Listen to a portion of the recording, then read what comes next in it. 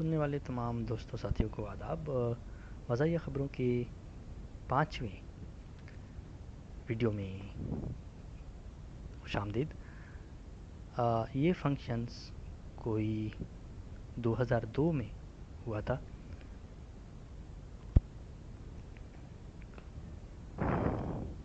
BBC London سے اردو نشریات سننے والوں کو آداب۔ اس وقت پاکستان میں رات کے 10:30، بنگلہ دیش میں 11 اور یہاں گرینوچ وقت کے مطابق رات کے 3 بجے ہیں۔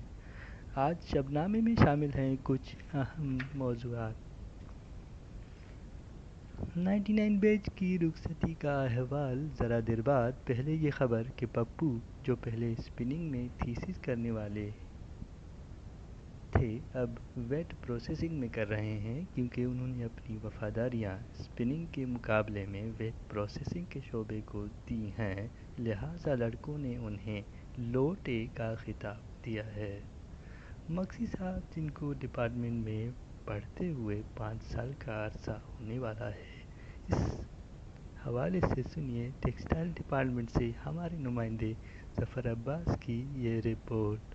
جی ظفر، تو کیا صورتحال ہے؟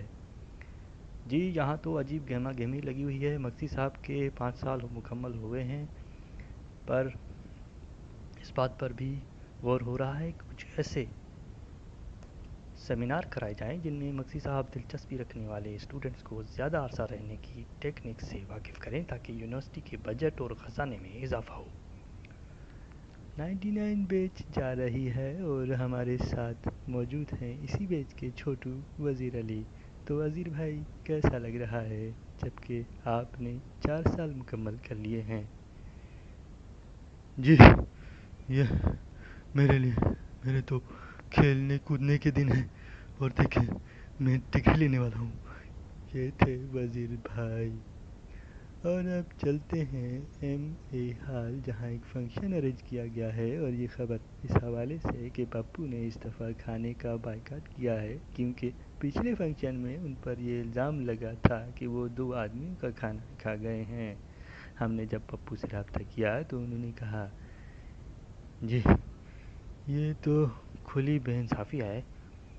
مجھ پہ پہلے ہی اس طرح کے الزام لگائے گئے ہیں جو سراسر بے بنیاد ہیں، اس لیے اس دفعہ میں نے کھانے کا مکمل بائیکاٹ کیا ہے۔